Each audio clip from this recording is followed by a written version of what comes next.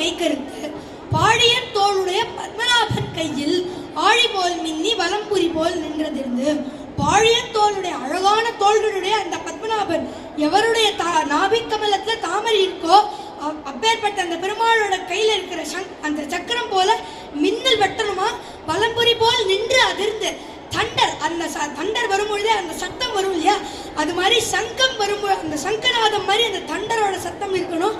ஆழி போல் மின்னி வலம்புரி போல் நின்று அதிர்ந்து. தாழாதே சார்ங்கம் உதைத்த சரமழை போல்.